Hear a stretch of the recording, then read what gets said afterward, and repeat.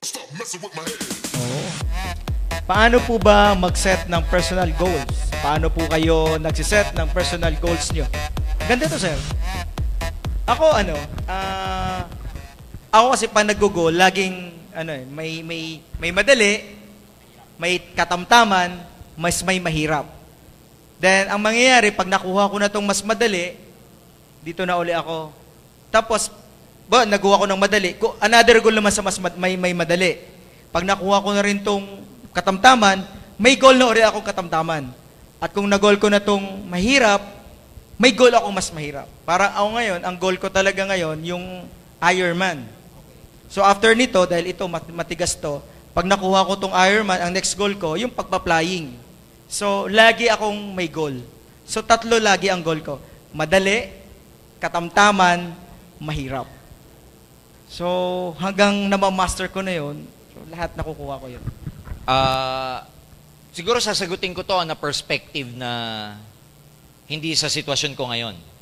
Siguro I would say na, kasi syempre at this stage, iba na yung goal namin, syempre. Iba na yung personal goals ko.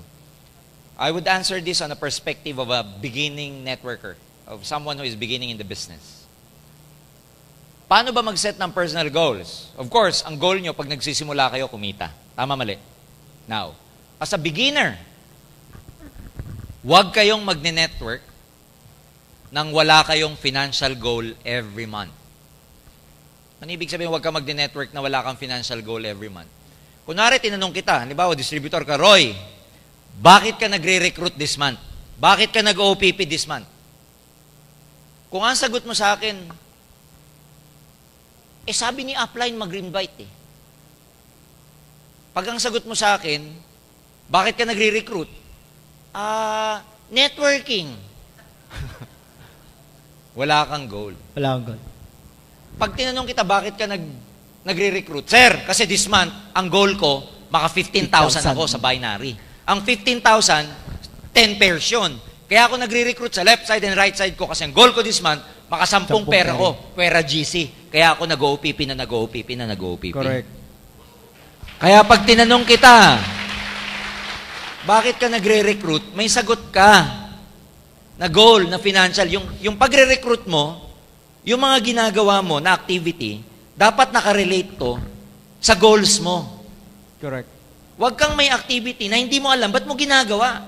Pag ang sagot mo, Sir, ba't nagre-recruit ako? Bakit? Para yumaman, sir.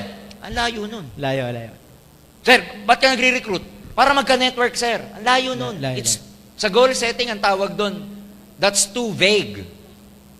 Masyadong malabo. Masyadong malaki na malabo. Kailangan sa goal, hindi ka general. Ano ka dapat? Specific. Amount. Ganyan ako mag-set ng goal. Magkano ang amount ng gusto mo ngayon para trabahuhin mo siya? Kasi, tignan mo, kunwari goal mo, 15,000, that's 10 pairs. Pag nakaka-first week ka na, at meron ka ng 2 pairs, ilan na lang hahanapin mo sa remaining weeks? O di 8 pairs na lang, alam mo yung direction mo. Kunwari, nakaka-third week ka na, nakaka-5 ka pa lang, 10 ang goal mo na pares, ilan pa hahanapin mo? 5. 1 week na lang ang remaining. Masahatawin mo ba?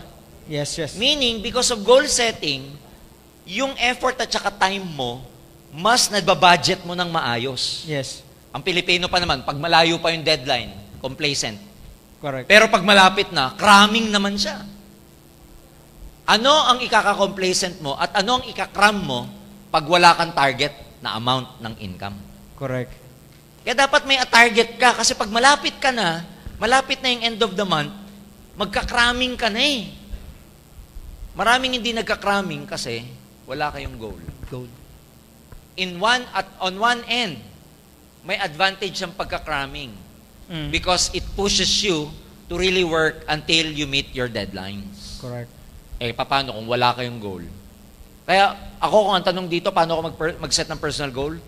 Monthly, nung nagsisimula ako, may target amount of income ako nakukunin. Pag alam mo kasi yung target amount of income, madedefine mo na kung anong mga activity ang gagawin mo. Second, alam mo na ngayon yung mga activity na hindi productive sa monthly goal mo, hindi mo muna gagawin. Hindi ka muna manunod ng sine. Correct. Wala mo ng date. Alam niyo yung date? Date. Yung dinner date. Di ba?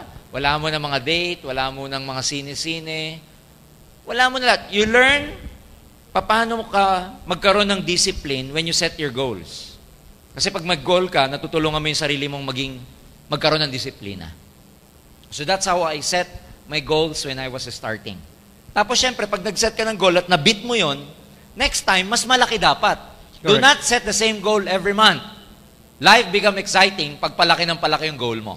Yes. Third na tip ko, pag nakuha mo yung goal mo, you deserve to reward yourself every time you get your goals. Yes. Pag nakuha mo siya, alam mo, sa sa financial management, ang unang-unang ituturo, alam nyo kung ano? Make sure to reward yourself first before anything else.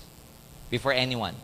So when you get your goals, huwag ka magigilty na i-overindulge yung sarili mo. Magpaspa ka, yun ang goal mo eh. Kunwari, may nakuha kang goal. Pag nakuha ko yung goal na yan, bibili ako ng kulay puting G-Shock. Kasi usong-uso yung puti eh. May nauso ngayon bago, bibili ako ng yellow, red, blue na G-Shock. Magkakakulay. So, hindi masama yun because pag ni-reward mo yung sarili mo, ikaw naman na nagtrabaho nun eh. Kaya deserve mo yun. And it becomes exciting because pagka may reward ka pala lagi, next month, kukunin ko ulit yung goal ko para may regalo ako. Yes. And pag niriregaluhan mo yung sarili mo nang may nakuha kang goal, hindi ka magigilty. Walang guilt feeling kasi, alam mo, regalo mo sa sarili mo yun. Ganyan ako mag-set ng goal nung araw, nung nagsisimula ako. Yun lang, 3 points na yun. Number 1, may financial amount. Number 2, katulad ng sinabi ko, dapat may disiplina ka. Number 3, reward yourself every time you get your goals. Okay ba yun? Ganda. Anyway, we're done. Alright, tapos na tayo, sir. Oo. So, siguro, nag-enjoy po ba kayo? Yes! Natuto ba kayo? Yes! Gusto nyo bang maulit? Yes! Sino kaya sunod na guest natin? Sino gusto nyo? Sino request nyo? Sir Jojan ulit. Binidyo na. Jergen kayo dyan. Ang dami-dami pang iba.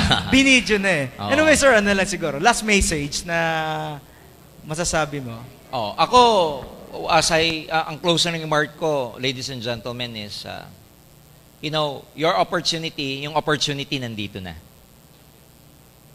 Kailangan lang maging tamang tao ka na lang para maging successful ka. Maraming tao sa labas, ang problema nila, dalawa. Opportunity plus being the right person for that opportunity. Kaya may opportunity na tayo yung aim. So focus on developing yourself. Focus on being the right person. Kasi pag right person ka na, kumpleto na yung equation.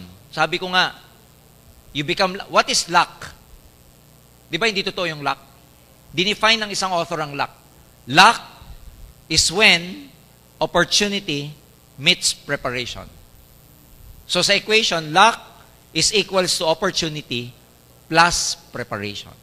You become lucky when you have the right opportunity and you are prepared.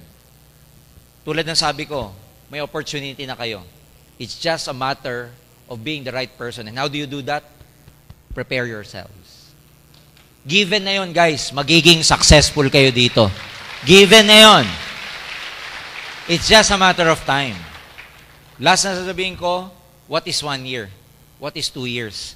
Kung 2 years from now, mayaman ka naman sa iyong Yes! Woo! Yun lang. Thank you. Thank you for having me. Roy. Palapakan natin, Sir Jordan Gonzalez. Maraming salamat sa inyo. Maraming salamat po sa time nyo. Maraming salamat sa effort nyo. Pinagbigay nyo kami at binigay nyo sa sarili nyo. So, pwede guys, palapakan natin yung mga organizer. Yes. Yung mga Thank ACI. you, ACI. Thank you. Then, thank you very much po. Meron pa kami to. Wow, Sir, giveaway. may tatapon ka raw. Salo na lang po. Gracia. Ikaw na lang, sir. Okay, sabay tayo, sir, ha? 1, 2, 3.